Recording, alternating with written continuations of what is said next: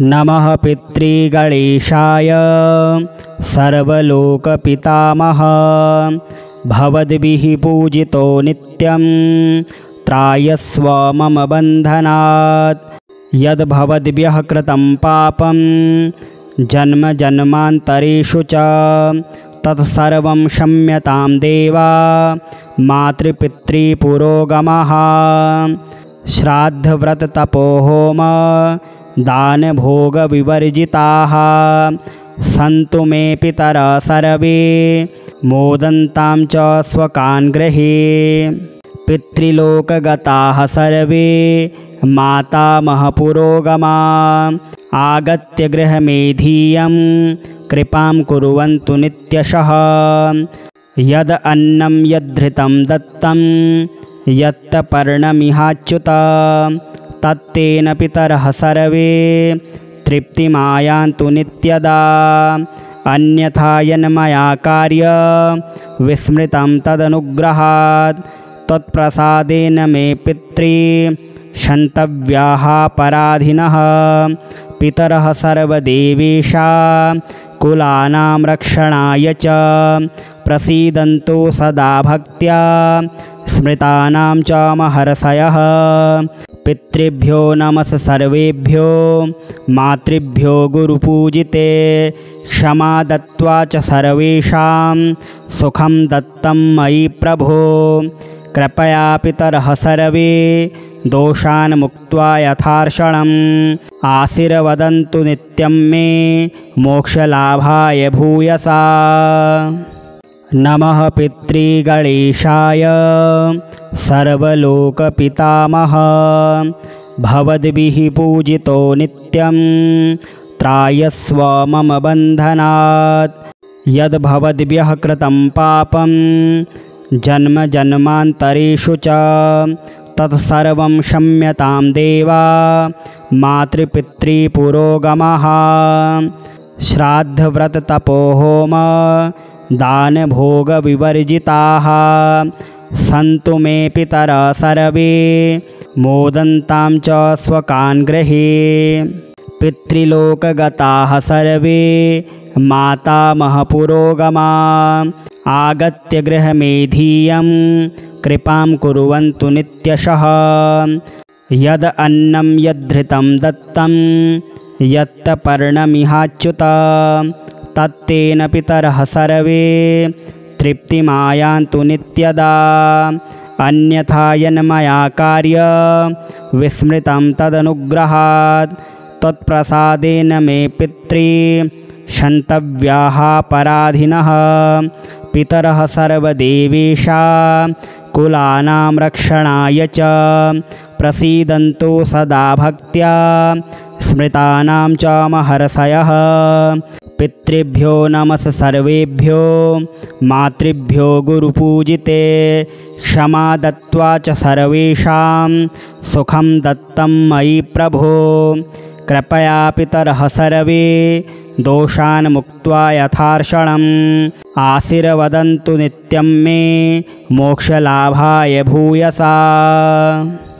नमः पितृगणेशाय सर्वलोकपितामह भवद्भिः पूजितो नित्यं त्रायस्व मम बन्धनात् यद्भवद्भ्यः कृतं पापं जन्म जन्मान्तरेषु च तत्सर्वं क्षम्यतां देवा मातृपितृपुरोगमः श्राद्धव्रततपोहोम दानभोगविवर्जिताः सन्तु मे पितरः सर्वे मोदन्तां च स्वकान् गृहे पितृलोकगताः सर्वे मातामहपुरोगमा आगत्य गृहमेधीयं कृपां कुर्वन्तु नित्यशः यद् अन्नं यद्धृतं दत्तं यत्पर्णमिहाच्युत तत्तेन पितरः सर्वे तृप्तिमायान्तु नित्यदा अन्यथा यन्मया कार्य विस्मृतं तदनुग्रहात् त्वत्प्रसादेन मे पितृ क्षन्तव्याः पराधिनः पितरः सर्वदेवेशा कुलानां रक्षणाय च प्रसीदन्तु सदा भक्त्या स्मृतानां च महर्षयः। पितृभ्यो नमः सर्वेभ्यो मातृभ्यो गुरुपूजिते क्षमा दत्त्वा च सर्वेषां सुखं दत्तं मयि प्रभो। कृपया पितरः सर्वे दोषान् मुक्त्वा यथार्षणम् आशीर्वदन्तु नित्यं मे मोक्षलाभाय भूयसा। नमः पितृगणेशाय सर्वलोकपितामह भवद्भिः पूजितो नित्यं त्रायस्व मम बन्धनात्। यद्भवद्भ्यः कृतं पापं जन्म जन्मान्तरेषु च तत्सर्वं क्षम्यतां देवा मातृपितृपुरोगमः। श्राद्धव्रततपोहोम दानभोगविवर्जिताः सन्तु मे पितरः सर्वे मोदन्तां च स्वकान् गृहे। पितृलोकगताः सर्वे मातामहपुरोगमा आगत्य गृहमेधीयं कृपां कुर्वन्तु नित्यशः। यद् अन्नं यद्धृतं दत्तं यत्पर्णमिहाच्युत तत्तेन पितरः सर्वे तृप्तिमायान्तु नित्यदा। अन्यथा यन्मया कार्यं विस्मृतं तदनुग्रहात् त्वत्प्रसादेन मे क्षन्तव्याः पराधिनः। पितरः सर्वदेवेशा कुलानां रक्षणाय च प्रसीदन्तु सदा भक्त्या स्मृतानां च महर्षयः। पितृभ्यो नमः सर्वेभ्यो मातृभ्यो गुरुपूजिते क्षमा दत्त्वा च सर्वेषां सुखं दत्तं मयि प्रभो। कृपया पितरः सर्वे दोषान् मुक्त्वा यथार्षणम् आशीर्वदन्तु नित्यं मे मोक्षलाभाय भूयसा। नमः पितृगणेशाय सर्वलोकपितामह भवद्भिः पूजितो नित्यं त्रायस्व मम बन्धनात्। यद्भवद्भ्यः कृतं पापं जन्म जन्मान्तरेषु च तत्सर्वं क्षम्यतां देवा मातृपितृपुरोगमः। श्राद्धव्रततपोहोम दानभोगविवर्जिताः सन्तु मे पितरः सर्वे मोदन्तां च स्वकान् गृहे। पितृलोकगताः सर्वे मातामहपुरोगमा आगत्य गृहमेधीयं कृपां कुर्वन्तु नित्यशः। यद् अन्नं यद्धृतं दत्तं यत्पर्णमिहाच्युत तत्तेन पितरः सर्वे तृप्तिमायान्तु नित्यदा। अन्यथा यन्मया कार्यं विस्मृतं तदनुग्रहात् त्वत्प्रसादेन मे क्षन्तव्याः पराधिनः। पितरः सर्वदेवेशा कुलानां रक्षणाय च प्रसीदन्तु सदा भक्त्या स्मृतानां च महर्षयः। पितृभ्यो नमः सर्वेभ्यो मातृभ्यो गुरुपूजिते क्षमा दत्त्वा च सर्वेषां सुखं दत्तं मयि प्रभो।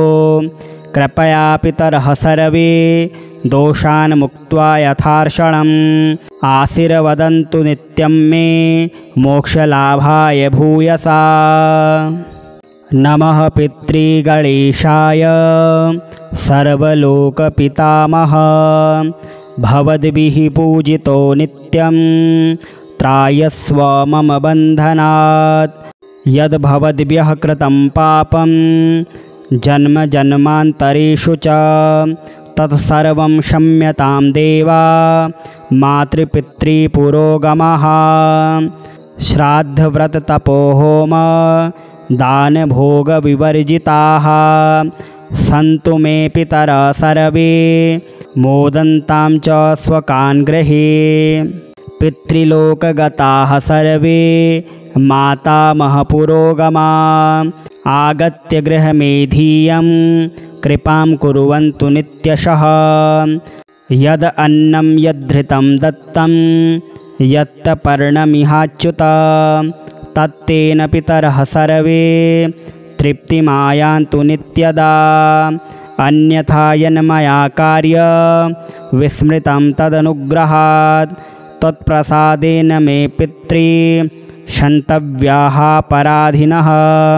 पितरः सर्वदेवेशा कुलानां रक्षणाय च प्रसीदन्तु सदा भक्त्या स्मृतानां च महर्षयः। पितृभ्यो नमः सर्वेभ्यो मातृभ्यो गुरुपूजिते क्षमा दत्त्वा च सर्वेषां सुखं दत्तं मयि प्रभो। कृपया पितरः सर्वे दोषान् मुक्त्वा यथार्षणम् आशीर्वदन्तु नित्यं मे मोक्षलाभाय भूयसा। नमः पितृगणेशाय सर्वलोकपितामह भवद्भिः पूजितो नित्यं त्रायस्व मम बन्धनात्। यद्भवद्भ्यः कृतं पापं जन्म जन्मान्तरेषु च तत्सर्वं क्षम्यतां देवा मातृपितृपुरोगमः। श्राद्धव्रततपोहोम दानभोगविवर्जिताः सन्तु मे पितरः सर्वे मोदन्तां च स्वकान् गृहे। पितृलोकगताः सर्वे मातामहपुरोगमा आगत्य गृहमेधीयं कृपां कुर्वन्तु नित्यशः। यद् अन्नं यद्धृतं दत्तं यत्पर्णमिहाच्युत तत्तेन पितरः सर्वे तृप्तिमायान्तु नित्यदा। अन्यथा यन्मया कार्य विस्मृतं तदनुग्रहात् त्वत्प्रसादेन मे पितृ क्षन्तव्याः पराधिनः। पितरः सर्वदेवेशा कुलानां रक्षणाय च प्रसीदन्तु सदा भक्त्या स्मृतानां च महर्षयः। पितृभ्यो नमः सर्वेभ्यो मातृभ्यो गुरुपूजिते क्षमा दत्त्वा च सर्वेषां सुखं दत्तं मयि प्रभो। कृपया पितरः सर्वे दोषान् मुक्त्वा यथार्षणम् आशीर्वदन्तु नित्यं मे मोक्षलाभाय भूयसा। नमः पितृगणेशाय सर्वलोकपितामह भवद्भिः पूजितो नित्यं त्रायस्व मम बन्धनात्। यद्भवद्भ्यः कृतं पापं जन्म जन्मान्तरेषु च तत्सर्वं क्षम्यतां देवा मातृपितृपुरोगमः। श्राद्धव्रततपोहोम दानभोगविवर्जिताः सन्तु मे पितरः सर्वे मोदन्तां च स्वकान् गृहे। पितृलोकगताः सर्वे मातामहपुरोगमा आगत्य गृहमेधीयं कृपां कुर्वन्तु नित्यशः। यद् अन्नं यद्धृतं दत्तं यत्पर्णमिहाच्युत तत्तेन पितरः सर्वे तृप्तिमायान्तु नित्यदा। अन्यथा यन्मया कार्य विस्मृतं तदनुग्रहात् त्वत्प्रसादेन मे पितृ क्षन्तव्याः पराधिनः। पितरः सर्वदेवेशा कुलानां रक्षणाय च प्रसीदन्तु सदा भक्त्या स्मृतानां च महर्षयः। पितृभ्यो नमः सर्वेभ्यो मातृभ्यो गुरुपूजिते क्षमा दत्त्वा च सर्वेषां सुखं दत्तं मयि प्रभो। कृपया पितरः सर्वे दोषान् मुक्त्वा यथार्षणम् आशीर्वदन्तु नित्यं मे मोक्षलाभाय भूयसा। नमः पितृगणेशाय सर्वलोकपितामह भवद्भिः पूजितो नित्यं त्रायस्व मम बन्धनात्। यद्भवद्भ्यः कृतं पापं जन्म जन्मान्तरेषु च तत्सर्वं क्षम्यतां देवा मातृपितृपुरोगमः। श्राद्धव्रततपोहोम दानभोगविवर्जिताः सन्तु मे पितरः सर्वे मोदन्तां च स्वकान् गृहे। पितृलोकगताः सर्वे मातामहपुरोगमा आगत्य गृहमेधीयं कृपां कुर्वन्तु नित्यशः। यद् अन्नं यद्धृतं दत्तं यत्पर्णमिहाच्युत तत्तेन पितरः सर्वे तृप्तिमायान्तु नित्यदा। अन्यथा यन्मया कार्यं विस्मृतं तदनुग्रहात् त्वत्प्रसादेन मे पितृ क्षन्तव्याः पराधिनः। पितरः सर्वदेवेशा कुलानां रक्षणाय च प्रसीदन्तु सदा भक्त्या स्मृतानां च महर्षयः। पितृभ्यो नमः सर्वेभ्यो मातृभ्यो गुरुपूजिते क्षमा दत्त्वा च सर्वेषां सुखं दत्तं मयि प्रभो। कृपया पितरः सर्वे दोषान् मुक्त्वा यथार्षणम् आशीर्वदन्तु नित्यं मे मोक्षलाभाय भूयसा। नमः पितृगणेशाय सर्वलोकपितामह भवद्भिः पूजितो नित्यं त्रायस्व मम बन्धनात्। यद्भवद्भ्यः कृतं पापं जन्म जन्मान्तरेषु च तत्सर्वं क्षम्यतां देवा मातृपितृपुरोगमः। श्राद्धव्रततपोहोम दानभोगविवर्जिताः सन्तु मे पितरः सर्वे मोदन्तां च स्वकान् गृहे। पितृलोकगताः सर्वे मातामहपुरोगमा आगत्य गृहमेधीयं कृपां कुर्वन्तु नित्यशः। यद् अन्नं यद्धृतं दत्तं यत्पर्णमिहाच्युत तत्तेन पितरः सर्वे तृप्तिमायान्तु नित्यदा। अन्यथा यन्मया कार्यं विस्मृतं तदनुग्रहात् त्वत्प्रसादेन मे पितृ क्षन्तव्याः पराधिनः। पितरः सर्वदेवेशा कुलानां रक्षणाय च प्रसीदन्तु सदा भक्त्या स्मृतानां च महर्षयः। पितृभ्यो नमः सर्वेभ्यो मातृभ्यो गुरुपूजिते क्षमा दत्त्वा च सर्वेषां सुखं दत्तं मयि प्रभो। कृपया पितरः सर्वे दोषान् मुक्त्वा यथार्षणम् आशीर्वदन्तु नित्यं मे मोक्षलाभाय भूयसा। नमः पितृगणेशाय सर्वलोकपितामह भवद्भिः पूजितो नित्यं त्रायस्व मम बन्धनात्। यद्भवद्भ्यः कृतं पापं जन्म जन्मान्तरेषु च तत्सर्वं क्षम्यतां देवा मातृपितृपुरोगमः। श्राद्धव्रततपोहोम दानभोगविवर्जिताः सन्तु मे पितरः सर्वे मोदन्तां च स्वकान् गृहे। पितृलोकगताः सर्वे मातामहपुरोगमा आगत्य गृहमेधीयं कृपां कुर्वन्तु नित्यशः। यद् अन्नं यद्धृतं दत्तं यत्पर्णमिहाच्युत तत्तेन पितरः सर्वे तृप्तिमायान्तु नित्यदा। अन्यथा यन्मया कार्यं विस्मृतं तदनुग्रहात् त्वत्प्रसादेन मे पितृ क्षन्तव्याः पराधिनः।